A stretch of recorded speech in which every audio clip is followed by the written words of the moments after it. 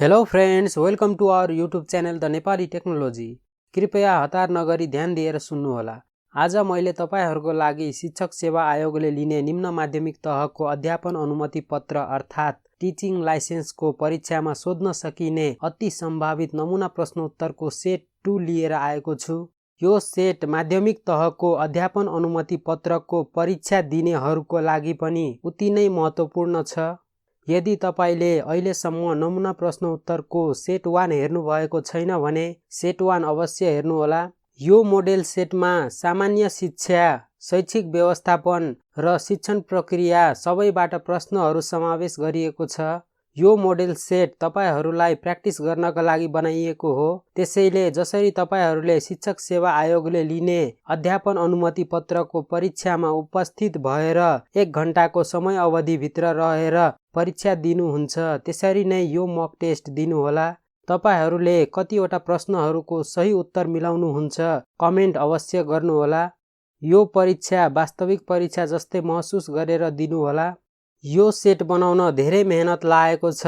कृपया भिडियोलाई लाइक र शेयर गर्नुहोला र यदि अहिलेसम्म हाम्रो च्यानललाई सब्स्क्राइब गर्नुभएको छैन भने सब्स्क्राइब गर्नुहोला। प्रश्न नम्बर 1 मा रहेको छ, नेपालको संविधान कहिले जारी गरियो? ए 2072 भदौ 3 गते, बी 2072 असोज 3 गते, सी 2072 भदौ 4 गते, डी 2072 असोज 4 गते। यसको सही उत्तर रहेको छ बी 2072 असोज 3 गते। प्रश्न नम्बर 2 मा रहेको छ, शिक्षक सेवा आयोगका अध्यक्ष र सदस्य कति वर्ष उमेर पूरा भएमा सदस्यता नरहने व्यवस्था छ? ए 58 वर्ष, बी 60 वर्ष, सी 65 वर्ष, डी 70 वर्ष। यसको सही उत्तर रहेको छ सी 65 वर्ष। प्रश्न नम्बर 3 मा रहेको छ, शिक्षा नियमावली 2059 संशोधन सहित अनुसार शिक्षकको बढुवा रोक्का गर्ने अधिकारी को हो? ए इकाइ प्रमुख, बी निर्देशक, सी स्थानीय तहको शिक्षा प्रमुख, डी शिक्षक सेवा आयोग। यसको सही उत्तर रहेको छ ए इकाइ प्रमुख। प्रश्न नम्बर 4 मा रहेको छ, स्थानीय सरकार सञ्चालन ऐन 2074 अनुसार गाउँ वा नगरपालिकाको शिक्षा सम्बन्धी कार्य देहायका मध्ये कुन हो? ए शिक्षक सरुवा, बी प्रमाणीकरण शिक्षक तालिम सञ्चालन, सी शिक्षकको दरबन्दी मिलान, डी माध्यमिक शिक्षाको नीति कानुन तथा मापदण्ड निर्माण। यसको सही उत्तर रहेको छ सी शिक्षकको दरबन्दी मिलान। प्रश्न नम्बर 5 मा रहेको छ, नेपालमा सर्वप्रथम कुन समूहका लागि विशेष शिक्षाको सुरुवात गरिएको हो? ए दृष्टिविहीन, बी शारीरिक, सी बहिरा, डी सुस्त मनस्थिति। यसको सही उत्तर रहेको छ ए दृष्टिविहीन। प्रश्न नम्बर 6 मा रहेको छ, विद्यालयमा उत्पन्न हुने अन्तर्वैयक्तिक द्वन्द्वको कारणमा देहायको कुन पर्दछ? ए विश्वासको कमी, बी पुरस्कार पद्धति, सी स्रोत साधनका लागि प्रतिस्पर्धा, डी संगठनात्मक वातावरण। यसको सही उत्तर रहेको छ ए विश्वासको कमी। प्रश्न नम्बर 7 मा रहेको छ, राष्ट्रिय साक्षरता अभियान कहिलेदेखि सञ्चालन भएको हो? ए आर्थिक वर्ष 2058-59, बी आर्थिक वर्ष 2062-63, सी आर्थिक वर्ष 2064-65, डी आर्थिक वर्ष 2065-66। यसको सही उत्तर रहेको छ डी आर्थिक वर्ष 2065-66। प्रश्न नम्बर 8 मा रहेको छ, सिकारु उत्तेजना र प्रक्रिया सिकाइका ड्यास हुन्? ए परिभाषा, बी कार्य, सी विशेषता, डी तत्व। यसको सही उत्तर रहेको छ डी तत्व। प्रश्न नम्बर 9 मा रहेको छ, पुनर्बलको सबैभन्दा उपयुक्त परिभाषा कुन हो? ए पुरस्कार र दण्ड, बी पृष्ठपोषण संयन्त्र, सी परिणामको ज्ञान, डी त्यस्तो उत्प्रेरणा जसले प्रतिक्रियाको सम्भावनालाई बढाइदिन्छ। यसको सही उत्तर रहेको छ डी त्यस्तो उत्प्रेरणा जसले प्रतिक्रियाको सम्भावनालाई बढाइदिन्छ। प्रश्न नम्बर 10 मा रहेको छ दीर्घकालीन स्मृतिलाई ड्यास मस्तिष्क भनिन्छ। ए अर्धचेतन, बी पूर्ण चेतन, सी चेतन, डी माथिका सबै। यसको सही उत्तर रहेको छ ए अर्धचेतन। दीर्घकालीन स्मृतिलाई अर्धचेतन मस्तिष्क भनिन्छ। प्रश्न नम्बर 11 मा रहेको छ सामाजिकीकरणको औपचारिक निकाय कुन हो? ए घर परिवार, बी सामाजिक सङ्घ संस्था, सी साथी सङ्गत, डी समुदाय। यसको सही उत्तर रहेको छ बी सामाजिक सङ्घ संस्था। प्रश्न नम्बर 12 मा रहेको छ विद्यालय सुधार योजना निर्माण गर्दा विद्यालयको परिचय खण्डमा कतिवटा उपशीर्षकहरू राखिएका छन्? ए 3, बी 4, सी 5, डी 6। यसको सही उत्तर रहेको छ सी 5। प्रश्न नम्बर 13 मा रहेको छ शिक्षाको गुणस्तर कायम गर्ने सम्बन्धमा शिक्षक अभिभावक सङ्घ गठन गर्ने काम कसले गर्दछ? ए विद्यालय व्यवस्थापन समिति, बी इकाइ प्रमुख, सी प्रधानाध्यापक, डी स्थानीय तह शिक्षा शाखा। यसको सही उत्तर रहेको छ ए विद्यालय व्यवस्थापन समिति। प्रश्न नम्बर 14 मा रहेको छ सूक्ष्म शिक्षणको पहिलो चरण कुन हो? ए पाठ योजना निर्माण गर्ने, बी सिप परिभाषित गर्ने, सी पृष्ठपोषण, डी पाठ शिक्षण गर्ने। यसको सही उत्तर रहेको छ बी सिप परिभाषित गर्ने। प्रश्न नम्बर 15 मा रहेको छ सर्वप्रथम स्रोत केन्द्र मार्फत शिक्षक तालिम ड्यासले गरेको हो? ए प्राथमिक शिक्षा परियोजना, बी आधारभूत तथा प्राथमिक शिक्षा परियोजना, सी सेती परियोजना, डी शिक्षक शिक्षण योजना। यसको सही उत्तर रहेको छ सी सेती परियोजना। प्रश्न नम्बर 16 मा रहेको छ शिक्षकहरूको पेशागत विकासका लागि तालिम प्रदायक संस्थाका रूपमा रहेका शिक्षा तालिम केन्द्र देहायका मध्ये कुन ठाउँमा रहेको छैन? A Dhanusha, B Bara, C Sunsari, D Tanahun. यसको सही उत्तर रहेको छ ए धनुषा। प्रश्न नम्बर 17 मा रहेको छ शैक्षिक गुणस्तर भनेको के हो? ए समयमा शिक्षण सम्पन्न गर्नु, बी शिक्षामा उत्कृष्टता, सी औसत अङ्क बढी ल्याउनु, डी धेरैजना उत्तीर्ण हुनु। यसको सही उत्तर रहेको छ बी शिक्षामा उत्कृष्टता।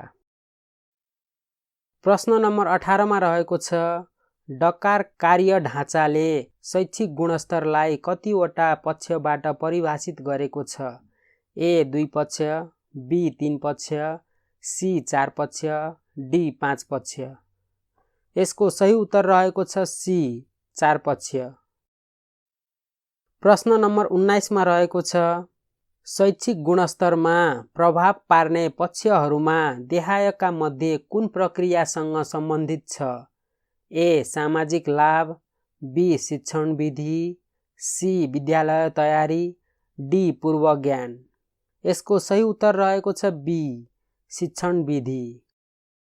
प्रश्न नम्बर 20 मा रहेको छ राष्ट्रिय पाठ्यक्रम प्रारूप 2076 ले वार्षिक न्यूनतम कति दिन पठन पाठन हुनुपर्ने व्यवस्था गरेको छ? ए 192 दिन, बी 205 दिन, सी 210 दिन, डी 220 दिन। यसको सही उत्तर रहेको छ बी 205 दिन। प्रश्न नम्बर 21 मा रहेको छ असल शासन मुख्य रूपमा केसँग सम्बन्धित छ?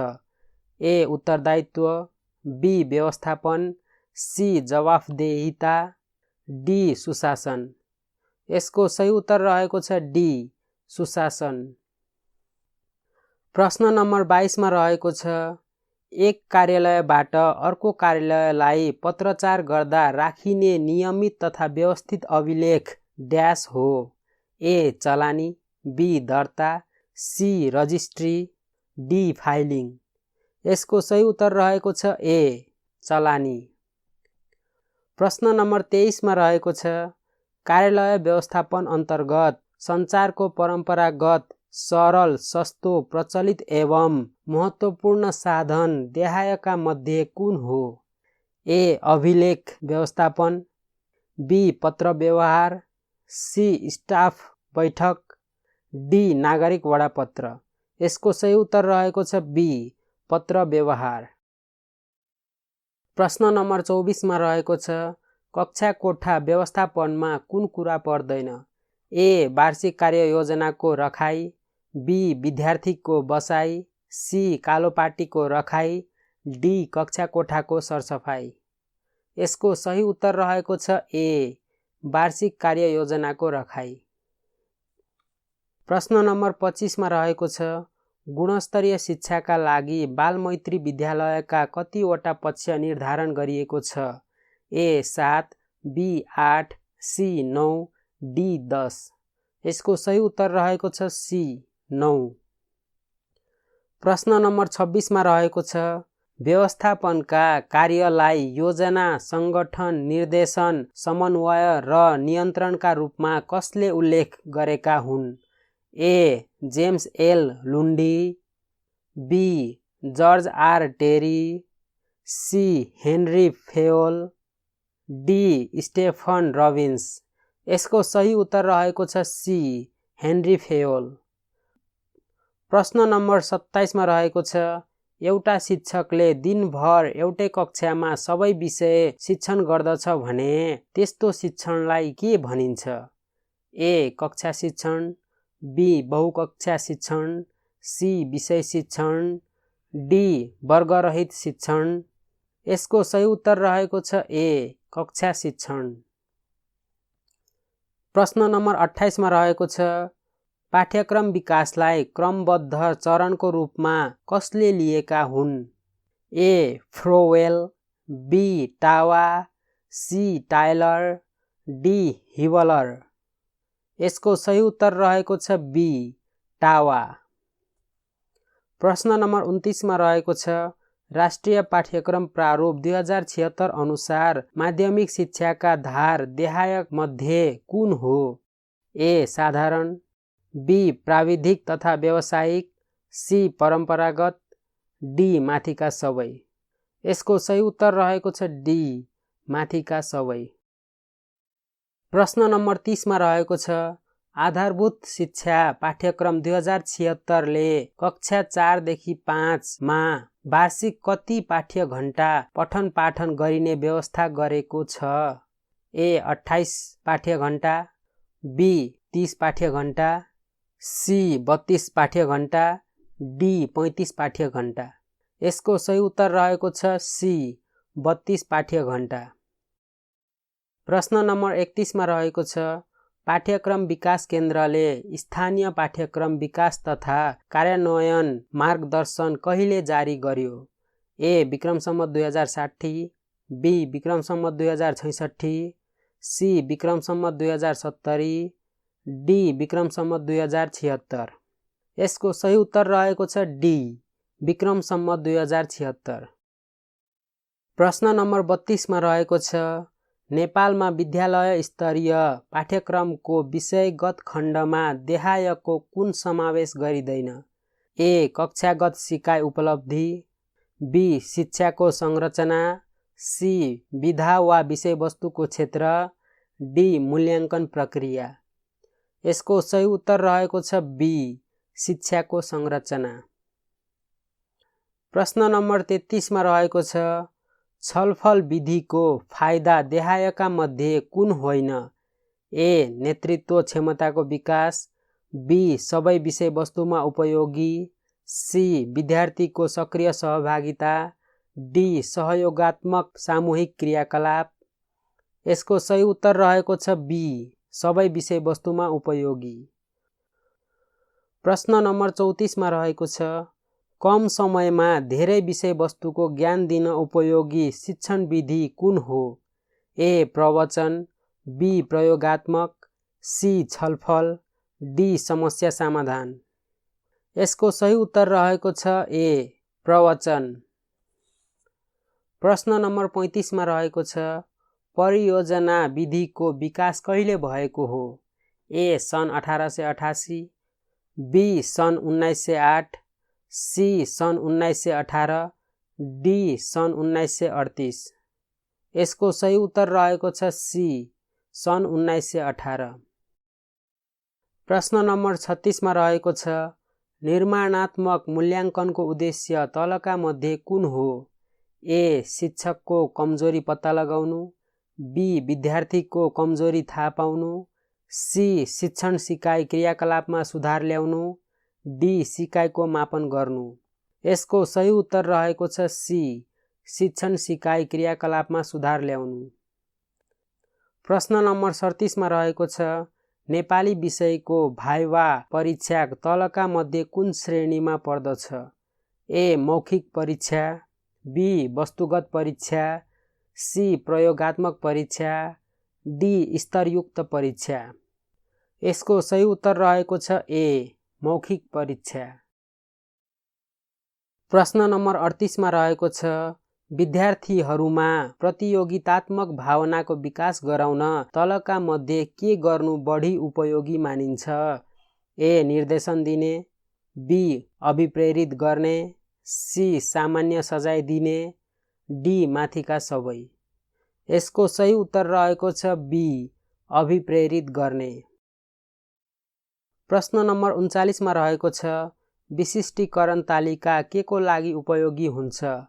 ए प्रश्नपत्र लेखन कार्य गर्न, बी विश्वसनीयता मापन गर्न, सी विद्यार्थीको पूर्व व्यवहार पत्ता लगाउन, डी विद्यार्थीको सिकाइ समस्या पत्ता लगाउन। यसको सही उत्तर रहेको छ ए प्रश्नपत्र लेखन कार्य गर्न।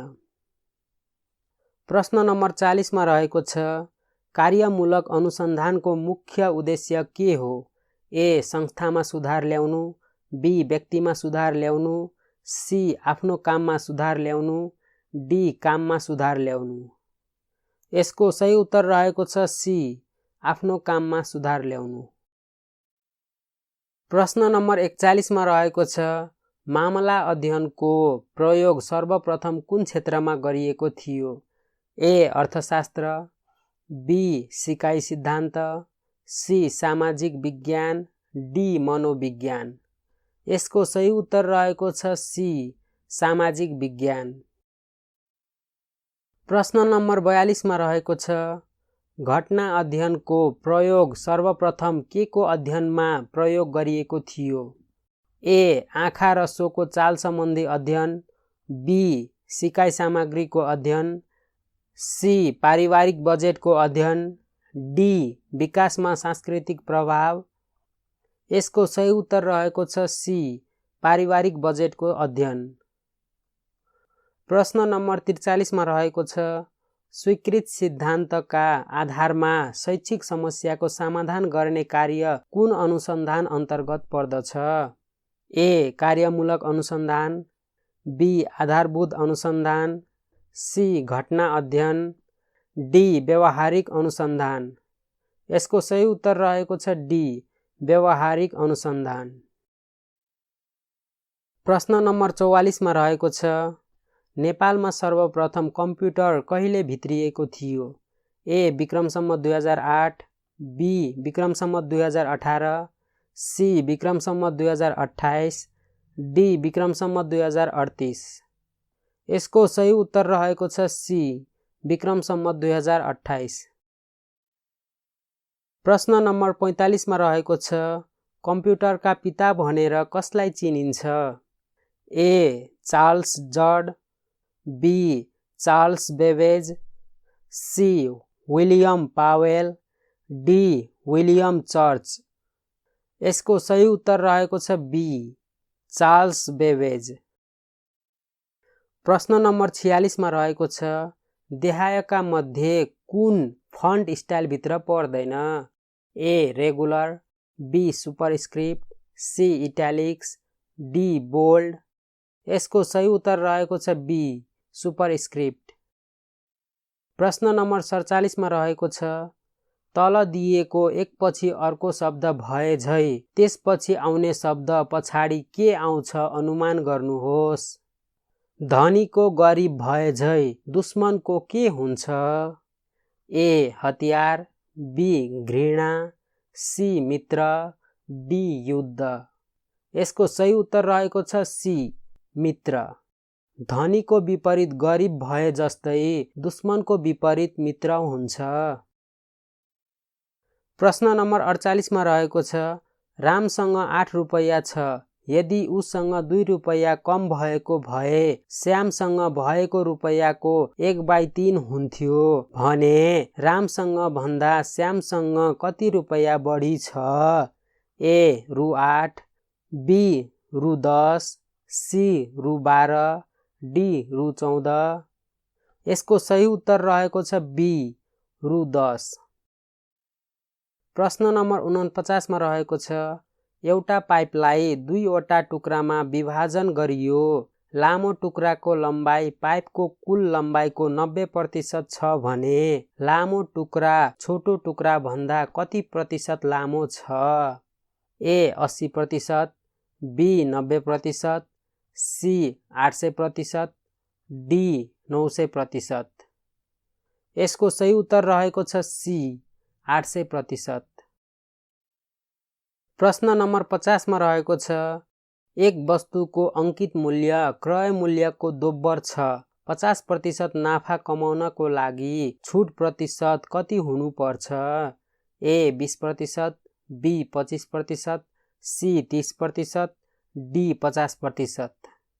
यसको सही उत्तर रहेको छ बी 25%। आजको मक टेस्टमा कतिवटा प्रश्नहरूको उत्तर मिलाउन सक्नुभयो कमेन्ट गर्नुहोला। भिडियो मन परे लाइक र सेयर गर्नुहोला। धन्यवाद।